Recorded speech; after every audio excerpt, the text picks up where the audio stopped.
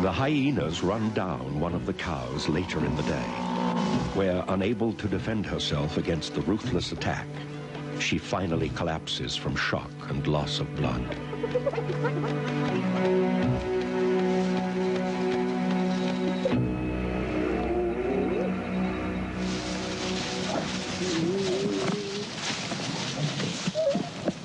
Nowhere else in Africa is the rivalry between lion and hyena as intense as on the plains of Savuti. And when Myomi's pride arrives, attracted by the noise of the kill, they are swiftly chased and attacked by the blood-crazed clan.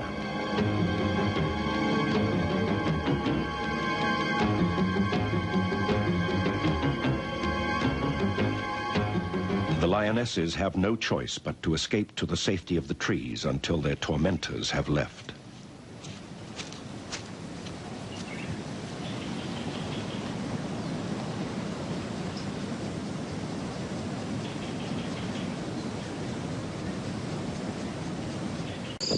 This is when the hyenas are at their boldest, and if the pride is not accompanied by protective males, the clan shows no fear, rushing in at the kill to snatch a hard-earned meal from the midst of the pride.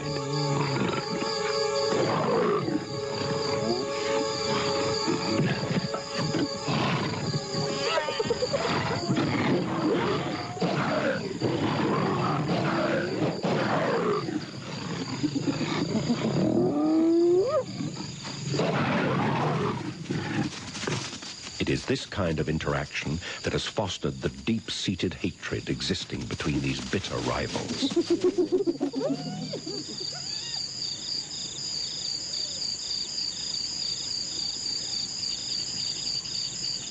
The lions continue bouts of feeding through the night.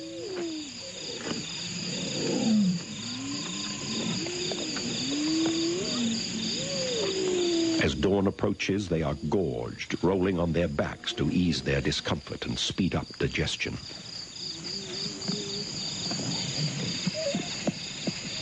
The hyenas have begun to gather in numbers now, and still arrive from all directions.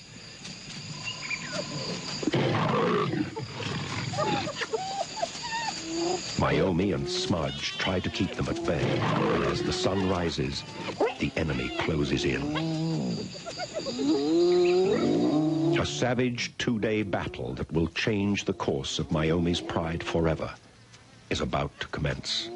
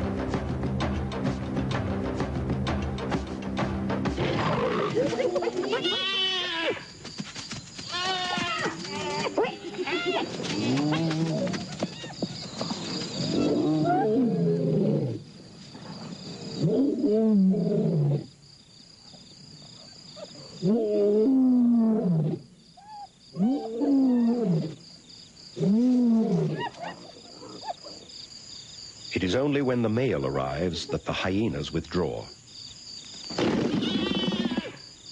He has killed a young, inexperienced hyena on the outskirts of the skirmish, and he shakes his victim with anger and frustration.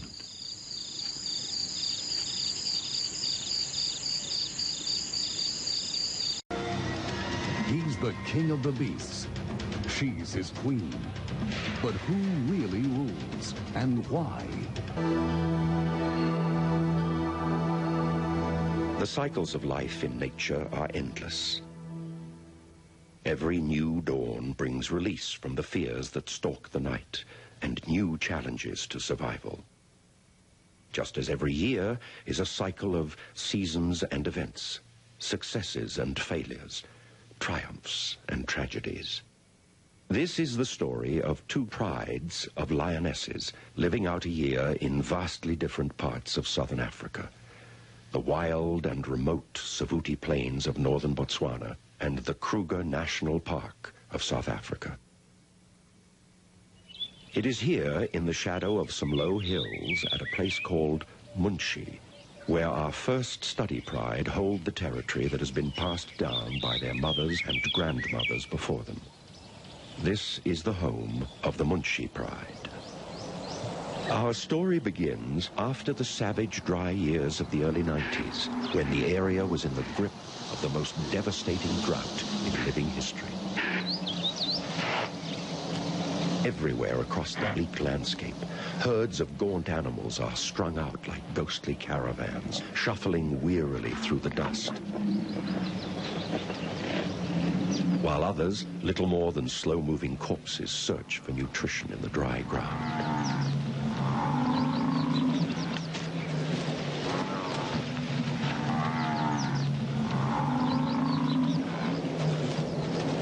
The few remaining water holes have dried to muddy patches of rank-smelling sludge containing little or no surface water. Food stocks are almost at an end. Only desperate foraging of dry twigs and dusty grass roots sustains the rapidly weakening survivors until the land once more feels the soothing balm of rain.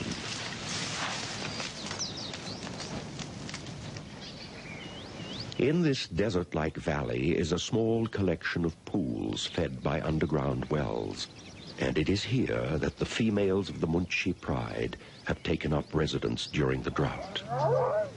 9 months ago, they both gave birth to cubs that have now grown into sturdy and playful youngsters.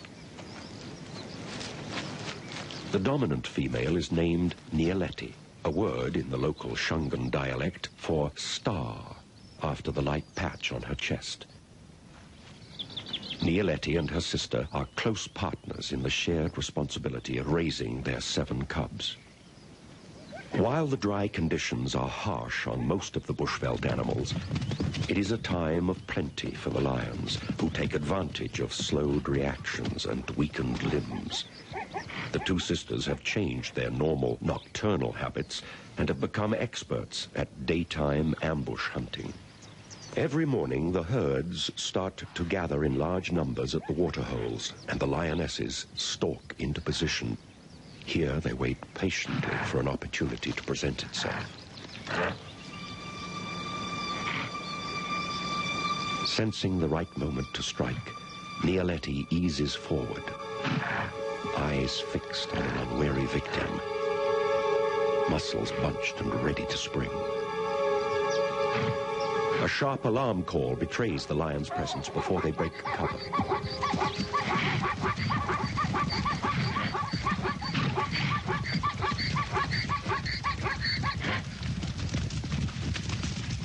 When the nervous herds bolt in panic, the lioness relaxes, easing down back into position. When the charge does come, the hunters will still miss 9 times out of 10, but the small amount of energy used with each attempt allows many more chances to force the error from already weakened prey.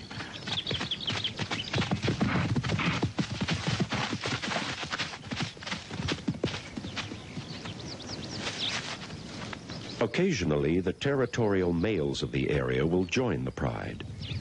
When this happens, the females will often drive animals toward the males, who sometimes manage a token effort at cooperation, but usually prove to be more of a hindrance than a help.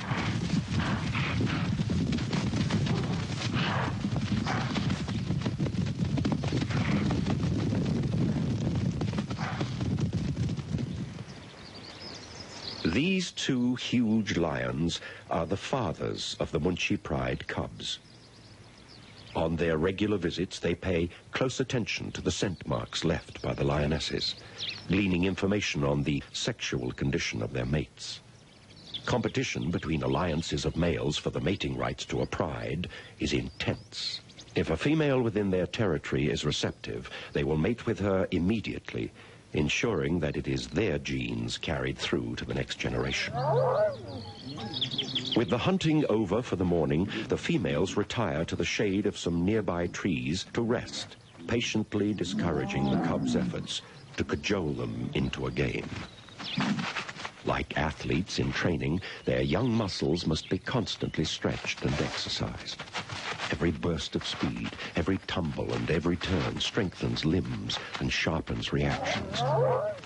Holds and techniques learned from watching their mothers hunt are practiced on brothers and sisters.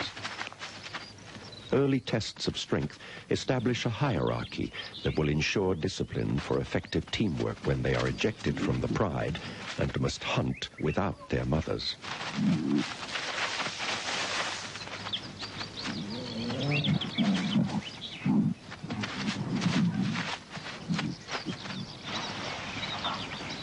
During the course of the day, the waterholes are visited by elephants, one of the few animals that the lion's presence does not deter.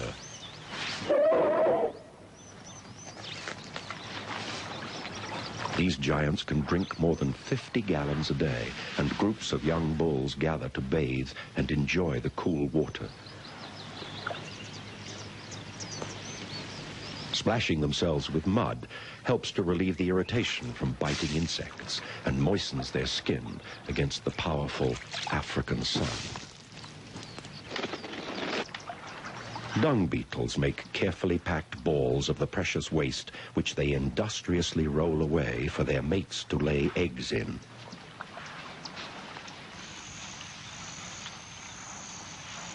Through the evening and into the night, peace reigns at the waterhole.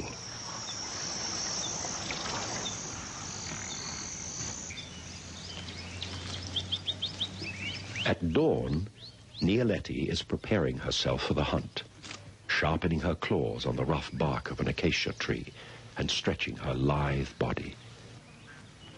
She spots a herd of wildebeest gathering at the water and stalks carefully through the low cover, circling into position. Choosing the right moment, she launches herself at full speed in a blinding display of power right into the midst of the panicking animals.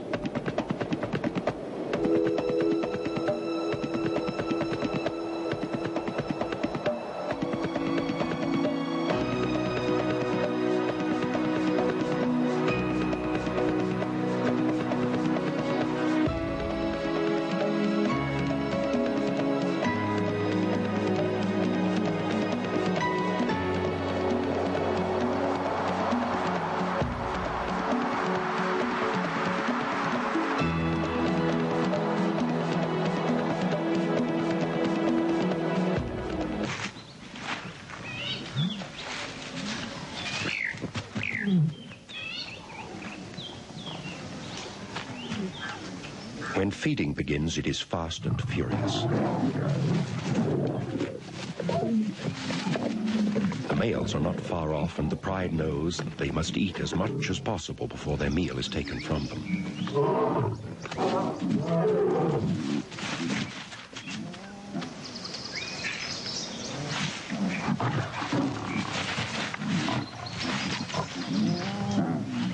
This is the price the family pays for protection of the youngsters who would be killed or chased off if new males should take over the pride.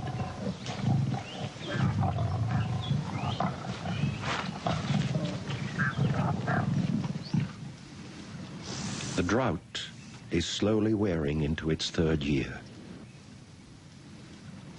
Herds of animals are spending most of their day around the waterholes now, waiting listlessly in the meager shade of bare trees until the cool of evening when they will drink. They are not moving away to feed anymore. Energy is too precious to be wasted in fruitless searching. If the rains don't arrive, the survivors that have made it this far in the cruel heat will no longer be able to carry on.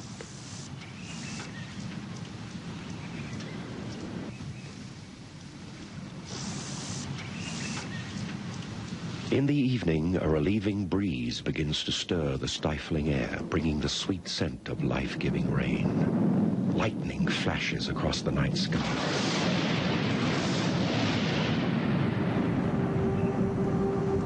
Every day, the storms on the horizon move closer until heavy drops begin to fall on the dry ground.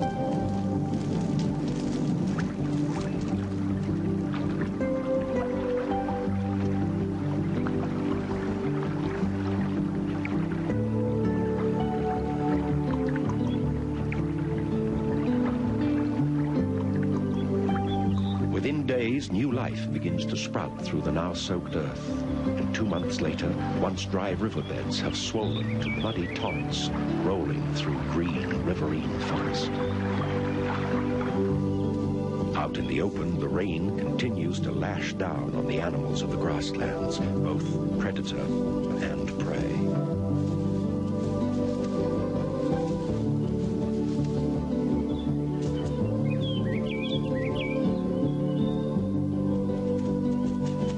The regeneration of this once barren land is remarkable. Herds are beginning to gather again, and on the plains, the miracle of new life is taking place.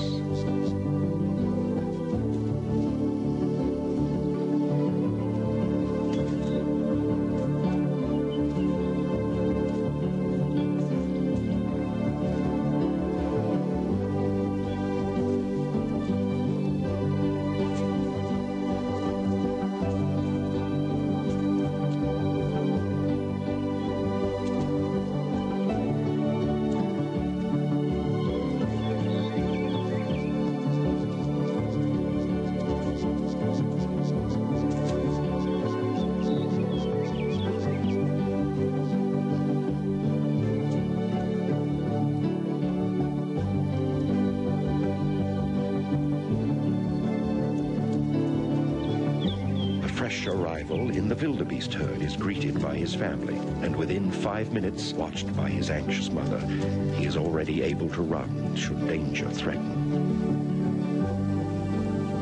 The incredible reproductive strategy of the impala has evolved for just such a time.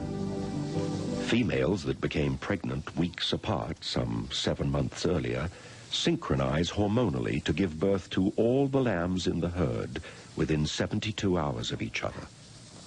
This floods the market, and predators can only gorge themselves on a very small percentage of the newborn.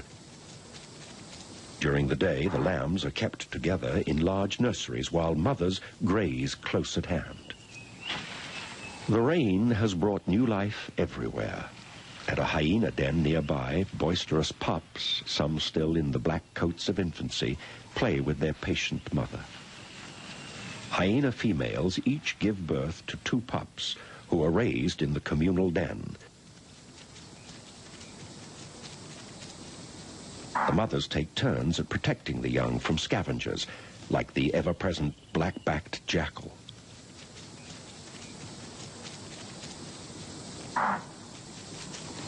These sharp-eyed hunters live mostly off rodents and insects, but are alert for any unguarded morsel that may come their way. Nearby, a group of vultures are gathering at the remains of a fresh kill on the outskirts of the Munshi Pride territory.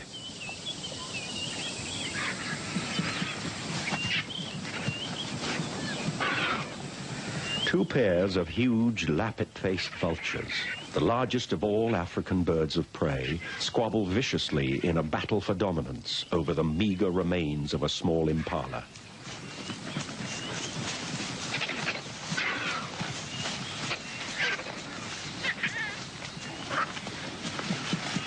During the wet season, circumstances have changed dramatically for the Munshi Pride.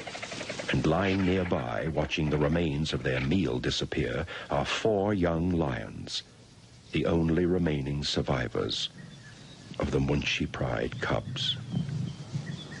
During the months of the rains, the fathers of the Munshi cubs have been ousted by another alliance of large black-maned males.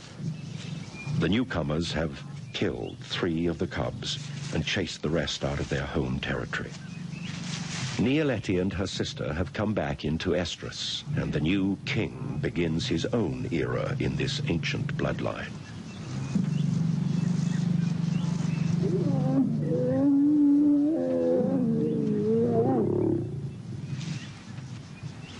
After the summer, when we return to the Kruger, we will see the results of this union.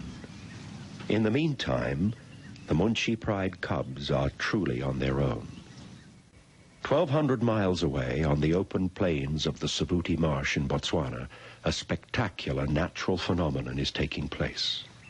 Every year at this time, thousands of zebra migrate to Savuti from the north to feed on the rich grasses of the plains. They pass through here in the company of other grazing animals, gaining condition on nutritious fodder and drinking at pools that are filled with fresh rainwater. After a short time, they move on, following the rains south toward the Mababi Depression, where many of them will give birth. This annual surplus of game is followed closely by scores of predators. And dominating the central territory on the plains is our second study group of lionesses, Myomi's Pride. There are 8 adult females in the Pride, a formidable group of hunters who have held sway over this area for more than a decade. Myomi is the dominant female and a savage defender of her group. Smudge, named for a bare patch of skin on her top lip, is Myomi's faithful and ever-alert companion. Most of the other lionesses in the group are daughters and granddaughters of these inseparable queens of the marsh. A large number of adults in an open area such as Savuti is an adaptation to a style of hunting completely different from that of the Munchi Pride.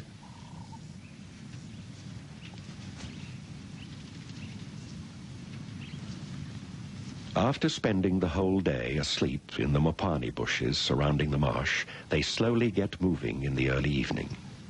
Stretching and yawning loosens muscles in limbs and jaws as they languidly prepare for the night's hunt.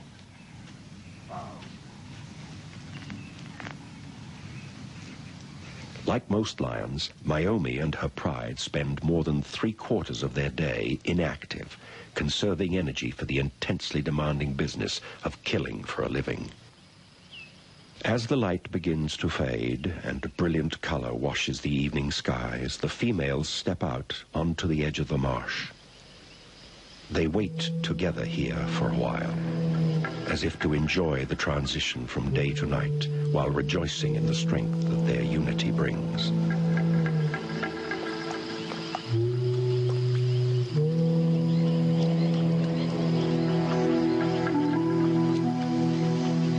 Setting off into the dark, they move like a single unit, communicating by subtleties of body language learned from years of hunting together every night. They stop frequently, relying on acute hearing to locate zebra moving on the marsh. Splitting up and melting into the darkness, the pride surrounds and closes in on the herd.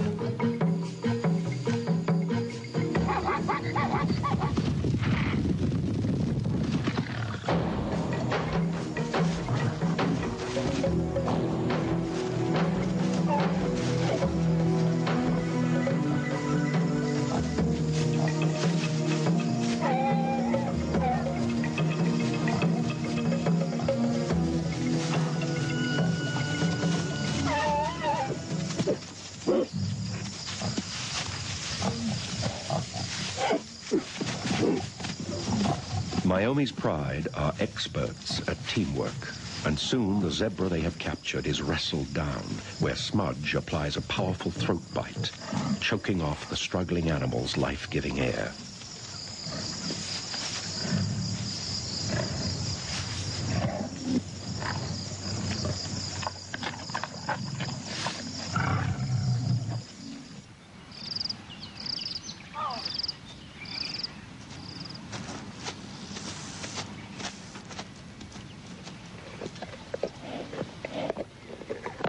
With sunrise in the morning, the feast is almost ended. Like most large predators, lions gorge themselves when meat is plentiful. This behavior allows them to go days without feeding if necessary. But a hugely distended stomach is uncomfortable to live with and makes breathing very difficult.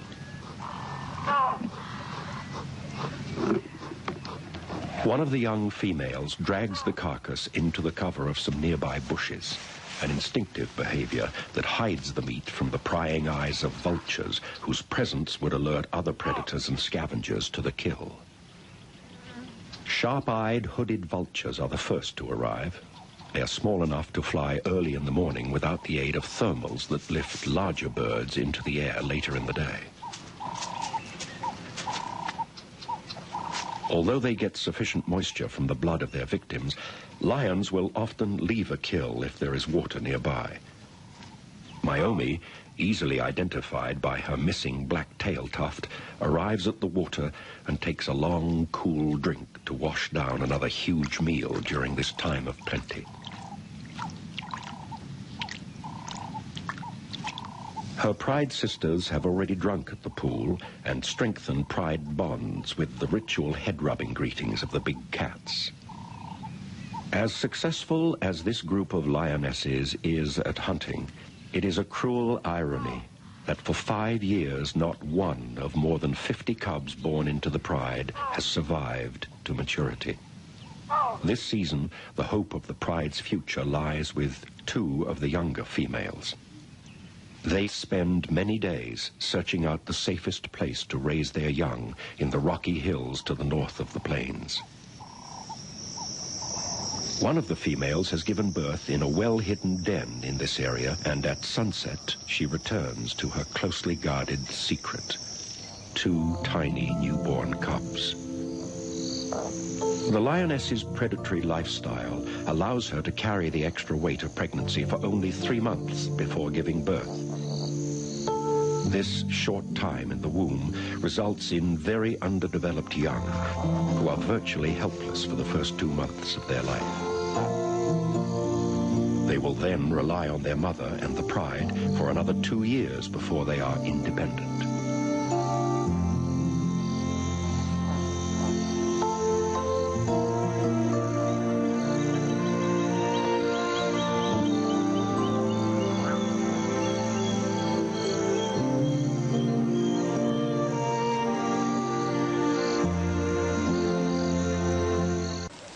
The lioness is a gentle and patient mother, spending hours suckling and cleaning or just quietly watching over her babies. If danger threatens, she will defend them savagely, but there are times when she must leave and join the pride to feed.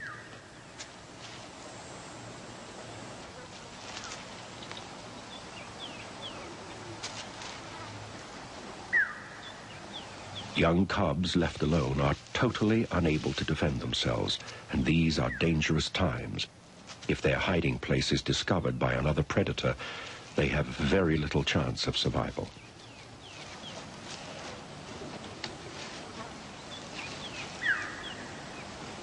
The other female has 4 older cubs who are ready to meet the rest of their family. The trip into the outside world is filled with adventure, and like all young cats, they are highly inquisitive and playful. The rest of the pride has been feeding on a giraffe kill for 2 days when the newcomers arrive. It is a perfect opportunity for the cubs to meet their relatives and begin their education in life with the pride. They are thoroughly investigated by their aunts and soon learn who will play and who should not be irritated.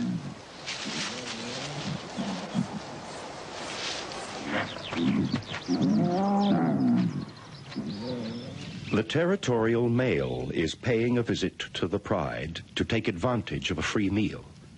This is the first time he has seen his offspring, and despite their efforts to gain his attention, it is obvious that he is not impressed.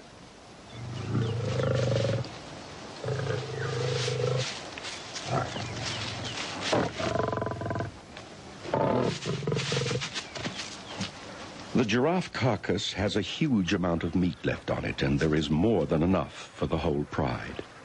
With no danger of being injured while adults fight over food, the carcass becomes a playground in between meals.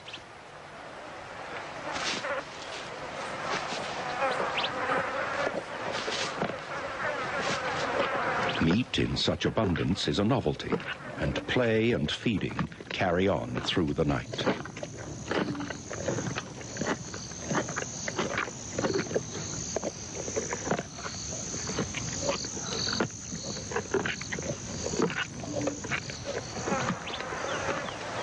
In the morning, there is very little movement around the kill, and the cubs have eaten themselves to a standstill.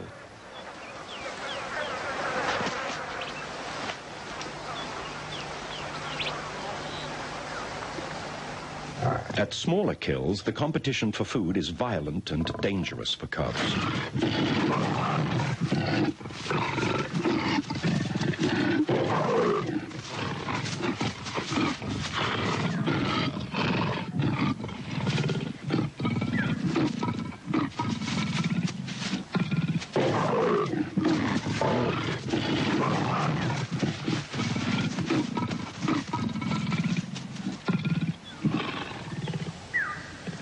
Sometimes, at interactions such as this, cubs are precluded from eating and can be injured, or even killed. This experience will help them survive during feeding with the pride, but they have yet to encounter the greatest danger to their young lives, for stalking the plains of Savuti is another of Africa's most fearsome and efficient predators, the spotted hyena.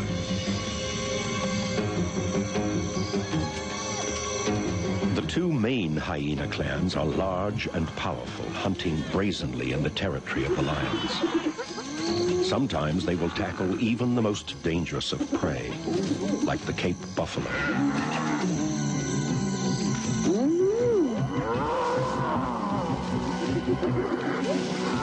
The hyenas run down one of the cows later in the day, where, unable to defend herself against the ruthless attack, she finally collapses from shock and loss of blood.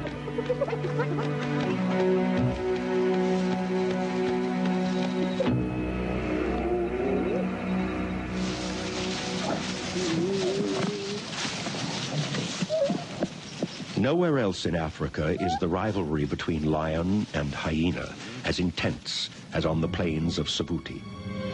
And when Myomi's pride arrives, attracted by the noise of the kill, they are swiftly chased and attacked by the blood-crazed clan.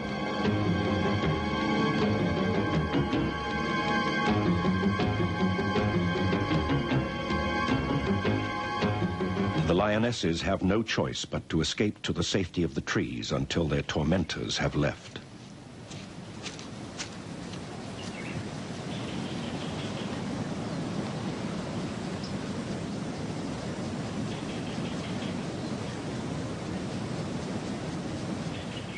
In the months after the large herds have left Savuti, the plains dry out, and food is harder to find for the animals that remain.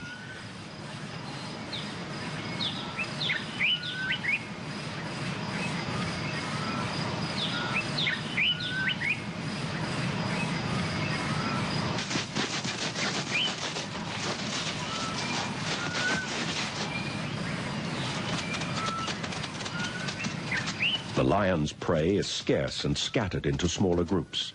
It takes a full effort to make even the smallest of kills.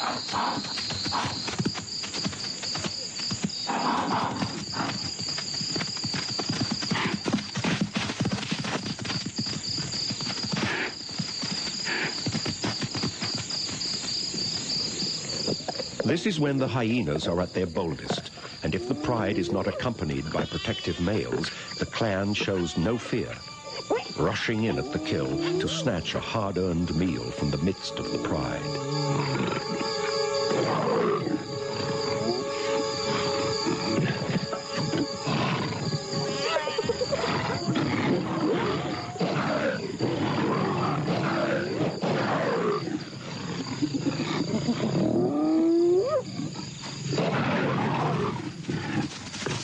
It is this kind of interaction that has fostered the deep-seated hatred existing between these bitter rivals.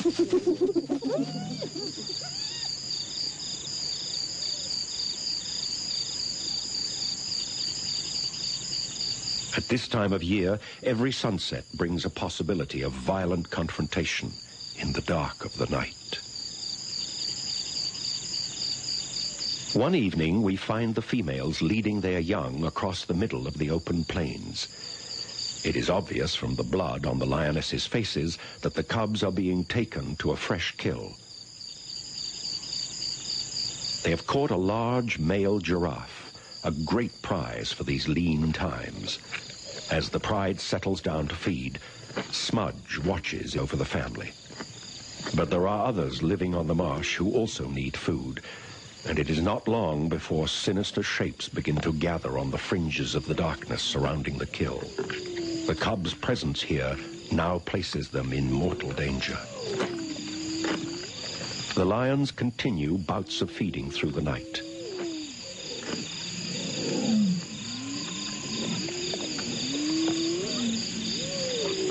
As dawn approaches, they are gorged, rolling on their backs to ease their discomfort and speed up digestion.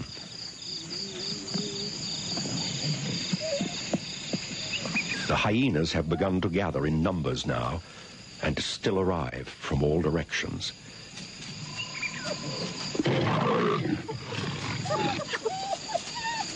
Myomi and Smudge try to keep them at bay, and as the sun rises, the enemy closes in. A savage two-day battle that will change the course of Myomi's pride forever is about to commence.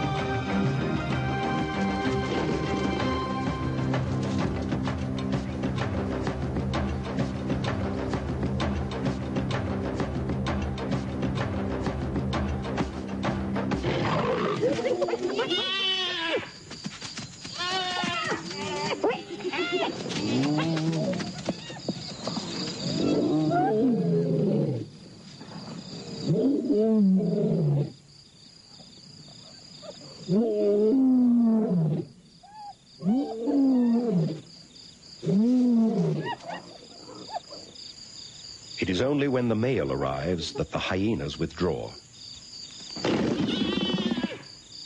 He has killed a young, inexperienced hyena on the outskirts of the skirmish, and he shakes his victim with anger and frustration.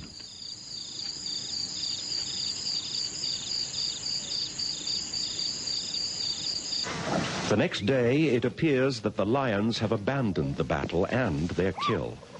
The victorious hyenas squabble over their hard-won prize. For the lions, the fight has had tragic consequences. Smudge has been gravely injured and is separated from the rest of the pride. Her leg dangles uselessly from a torn and bitten shoulder. Her agony is apparent every time she tries to move. With her is one of the young cubs, now the only remaining survivor of the new litter. Her brothers and sisters were killed somewhere in the night, and she herself has been badly mauled. Instinctively, they both know that they must make it to cover before nightfall. Smudge heads for the rain tree at the edge of the marsh, where the pride often meet up at night. As evening falls, she is within sight of it, but is too exhausted to continue. The cub has made it to the safety of a low tree. She will be safe here while she waits for the pride to arrive. Smudge eventually drags herself to the base of the meeting tree. It has taken her the whole day to travel less than a mile. The night is dark and dangerous for the cub, separated from the females for the first time in her short life. Smudge listens intently for the sound of her approaching sisters.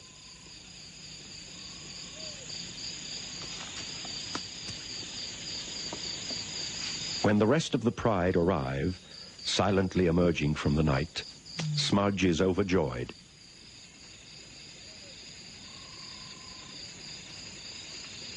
She struggles over to greet and head rub as if ready to join in the hunt. For 12 years, she has set out every night, shoulder to shoulder with her sisters and daughters.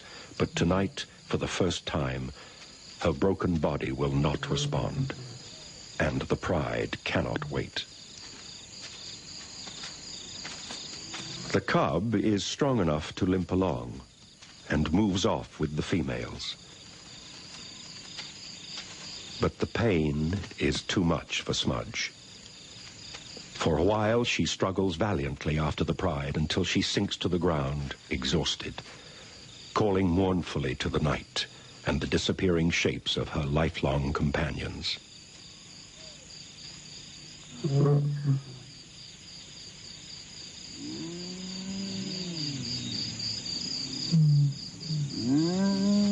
Fate has dealt her a bitter blow. At night in Savuti, weakness of any kind is certain to attract deadly attention. The hyenas are quick to sense the helplessness of the stranded lioness, and their tentative approach soon turns into a vicious attack.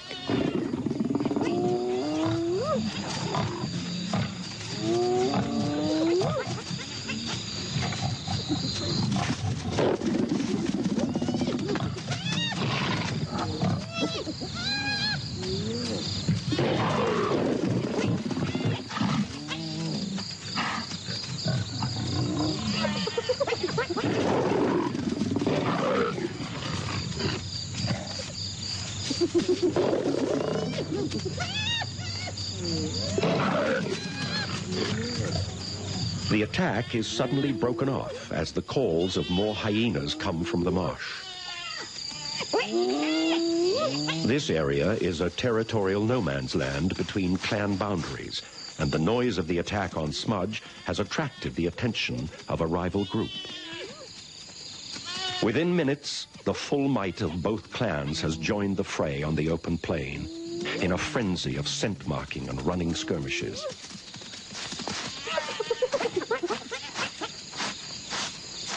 Hyenas are masterful opportunists, and the intruding clan exploits the attack on the lioness as a chance to gain some precious hunting ground in a divided battle.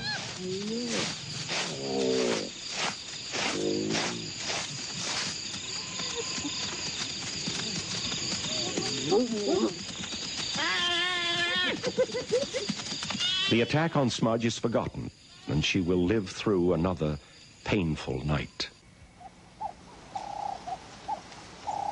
At dawn, with a last supreme effort, Smudge struggles to within sight of her family, who again move away from her. This is the last time she will ever see them.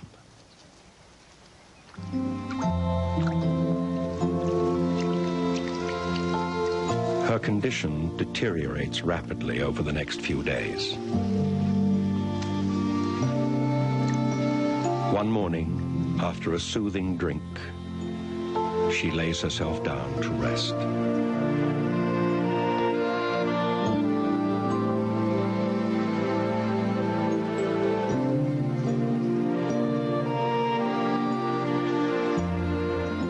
The magnificent life of a queen of the plains is drawing to a close.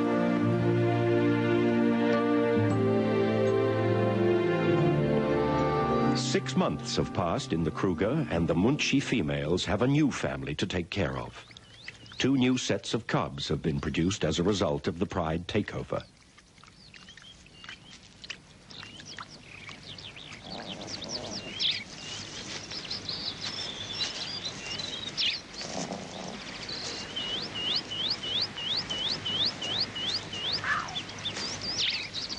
The aged mother of Nialeti and her sister has rejoined the pride and has resumed nursing duty for her new grandchildren.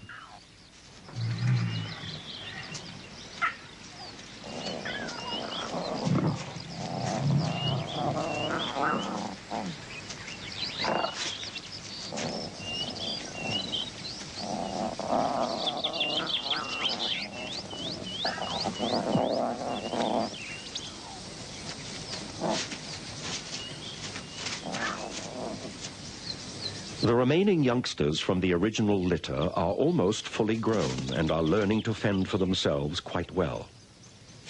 A lot of their food is still gathered from scavenging, and even the tattered remains of a leopard kill high in a tree are worth the concerted effort to recover. Adult lions are too heavy to climb, but these youngsters, driven by hunger, have no problem getting up to the kill.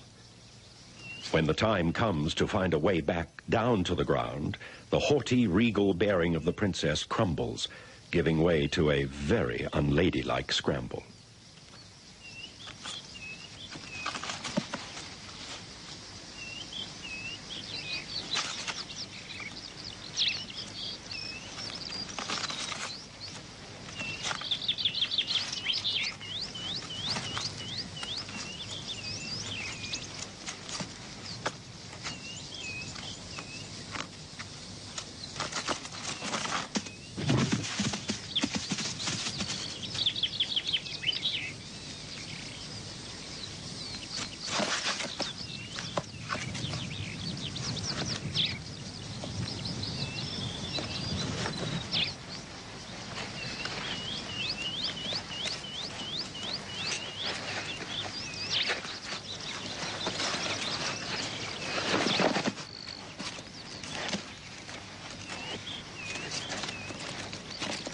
No matter how meager this prize may be, it is sweet success for the cubs, who are now well on their way to becoming an independent pride.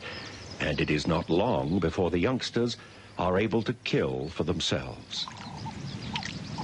Just before the end of the year, we witness the young females making their own opportunistic kill next to a well-used waterhole.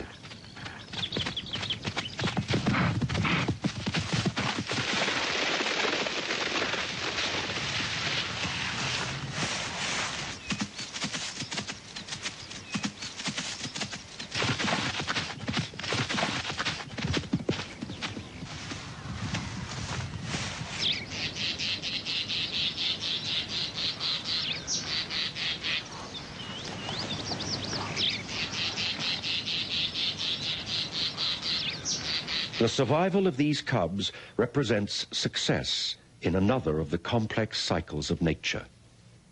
The Munshi pride has assured that the genes of their ancestors will be represented in this area by another generation. For Myomi's pride in Savuti, it has been a hard year. The loss of Smudge has reduced the strength of the pride, but nature has provided a balance for her death. The remaining female cub is the first youngster to survive in this pride for nearly 7 years. She is by no means out of danger and must grow up without brothers and sisters, but she represents hope for the future of this family of queens and princesses.